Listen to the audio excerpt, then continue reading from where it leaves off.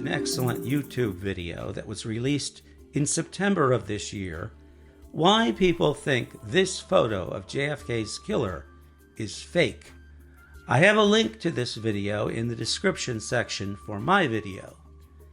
It shows the errors that people who believe in conspiracies make when they analyze 4 specific allegations of the so-called backyard photographs. In other words, it examines the trees of this particular controversy rather than the forest. The 4 allegations are: 1. That the shadow of Oswald's nose points in a conflicting direction from the shadow of the whole body in the picture, and that is impossible. 2. That the upper part of Oswald's face has been overlaid on the face and above the jaw of a different man, who had a squared-off jaw rather than the angular jaw that we see in Oswald's booking photo. Therefore, it could not be Oswald in the picture. 3. That the rifle in the picture is too long in one photograph to match the assassination rifle and too short in another. And 4. That Oswald's posture in the photo was unnatural and therefore proof of fakery. This video that I have linked by Vox, V-O-X, debunks each one, and I wholeheartedly agree with its conclusions.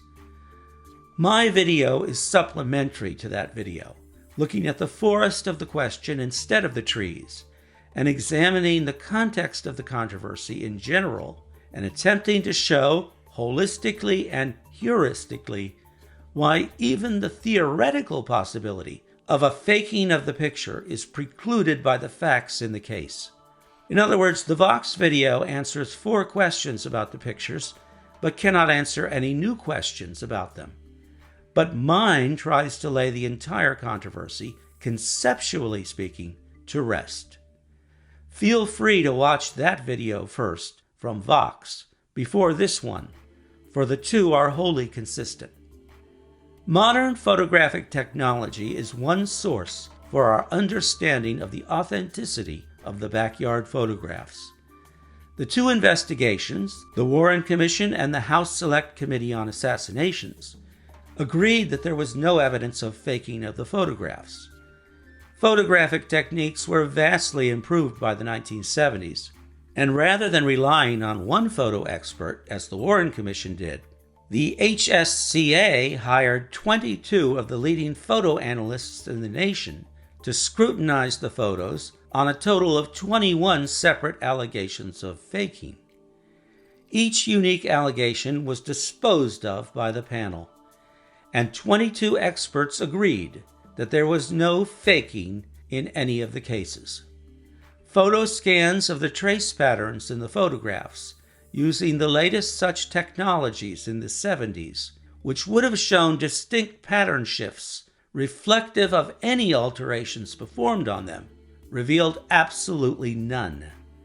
While Schoenfeld had expressed confidence on the presence of the assassination rifle in the photo, based on the notch seen on the actual rifle and the rifle seen in the photographs, enhancements of the photos possible in the 1970s were able to match 56 marks seen on the physical rifle to representations now visible on the photo enhancements. The House Select Committee on Assassinations was thus able to go one better than the Warren Commission and declare that the rifle in the photo matched the assassination rifle to the exclusion of all other rifles, something you recall that Schoenfeld could not say, whether or not he was simply unable to or refused to do.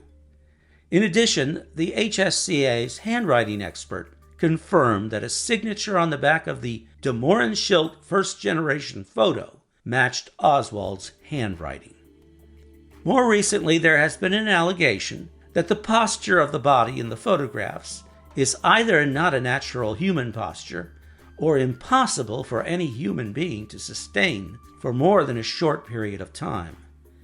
This is the controversy that has been settled with the most recent advances in technology. The answer to this problem is also provided in the Vox video described earlier and linked in the description section for this video. Although helpful to understanding the weaknesses of the allegations of fakery, and more than sufficient to do so, scientific testing turns out to be unnecessary in the end. A string of logical thought experiments are sufficient to expose the ludicrousness and utter impossibility of faking of these photos, given the context of what we know about their provenance and the timing and circumstances of their coming to light in history. Oswald had a logical reason for posing for the photographs and for doing so on or about March 31st. After waiting for months for his pistol, ordered in January, both it and the rifle arrived in his post office box the very same day, sometime after March 20th. Having visited the post office box day after day in disappointment since January, Oswald's excitement must have peaked. He had recently received the copy of The Militant, to which he subscribed, dated March the 11th, with his letter, News and Views from Dallas, signed L.H. That letter to the editor may have, in Oswald's mind, demonstrated his credentials as a political intellectual, but it could not show that he was a man ready for radical action, or ready for anything, as one writer put it. In answer to Marina's question on the spot why he would want such a photo taken, he told her that he planned to send the photograph to The Militant, and in the 1990s, some former staff members of that newspaper confirmed that a backyard photograph of Oswald was received at the offices of The Militant before the assassination, disappearing thereafter. Oswald expected to be either killed or arrested in the attack on Walker, as he indicated in the note left for Marina on April 10th, the night of the attack. This expectation explains his otherwise cryptic comment to Marina that he wanted to leave Junie something for her to remember Papa by. This suggests that Oswald wanted to use any trial, if he survived, as a show trial, with the photo demonstrating a claim to action hero status in a cause he knew to be final, whether in terms of just his freedom or his life. This meant that the photograph had to be developed privately and quickly if it were to reach the offices of The Militant before his April 10th attack. At the time the photos were taken, Oswald was working as a photo developer at Giles Stovall, where we know he also developed his own photograph for his fake Hedel ID. The Warren Commission calculated that Oswald developed the backyard photos the day after they were taken, a Monday, when he returned to work. We know that Giles Stovall allowed him to do nominal personal photo developing on occasion. It fits the timeline perfectly, and also makes sense given Oswald's love of spy games and James Bond novels. What does not make sense is the alternative explanation. First, if the photos are not genuine, Marina either was lying in saying that she took the photographs, implicating her husband in the assassination for no reason, or she took the photos, in which case the alleged conspirators pointlessly created fake photographs that were duplicates of real photographs taken roughly at the same time by Marina. Remember that Marina and Marguerite destroyed one of the photographs, suggesting that she recognized it as one of the 3 that she admitted to taking. Or perhaps it was one of the faked ones that just looked like one of the real ones that she actually took. How would the conspirators have known that there was a real cardboard box of items in Ruth Payne's garage to place it into? When would they have performed this deed, and how? It would have had to have been performed before November 23rd. Did they switch out Marina's real photographs for the fake ones? How did they know to include issues of The Militant and The Worker with the proper dates for these photos that Marina could have taken, and include them just in case photo technologies a decade later could reveal them to be the proper chronological dates for a photo that was in reality not taken on March 31st, but was meant to merely appear to have been taken then?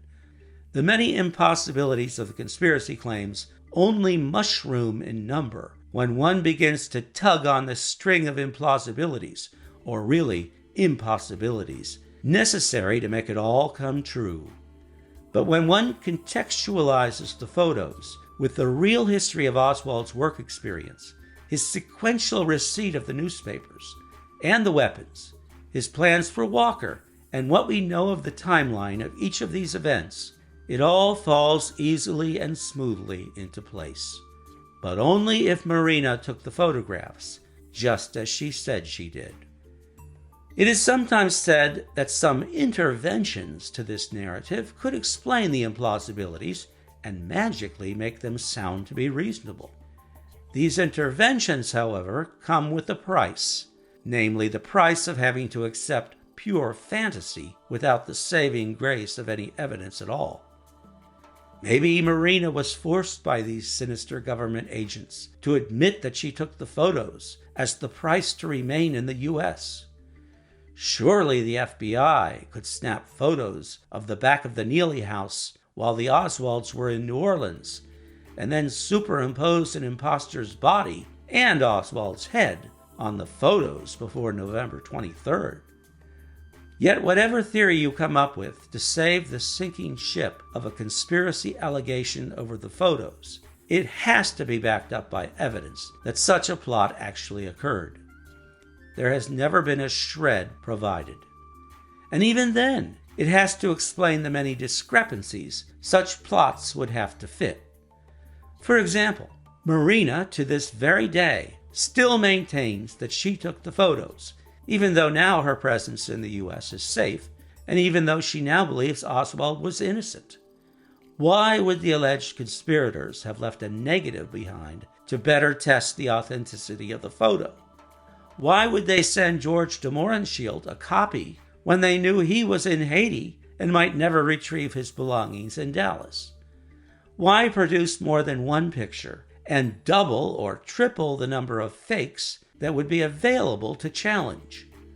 Why did Oswald order a rifle under the Hidel alias that matched the one the conspirators faked in the photo? If they picked Oswald to be the assassin 6 months before the assassination, why did they send Oswald on a trip to Cuba a month before Kennedy visited Dallas? Or if Oswald went on his own, why did they not stop him? In March 1963, even Kennedy did not know he would visit Dallas in November. No one knew a motorcade would take place, and Oswald had no job along the route until Ruth Paine helped get him one in October. Or was Ruth Paine part of the conspiracy too? Incredibly, some people think so, again without any evidence whatsoever. If we are to believe this tired allegation, the conspirators must have left plenty of clues of fakery visible to the naked eye, from shadows to chins, to lengths of a rifle, to the implausible posture of an imposter. But when technology, still not invented, showed these clues to be nonsense, we are now told it was all planned out that way ahead of time by the first perfect criminals in the history of the world, who left their fakery undetectable for all time. Yeah, right. That's it for today's episode of AudiblySpeaking.com. New podcast episodes appear on AudiblySpeaking.com approximately once every 2 weeks. Please subscribe to Audibly Speaking on iTunes or whatever podcast aggregator you enjoy. Until next time, this is Rick Ryman. Happy listening.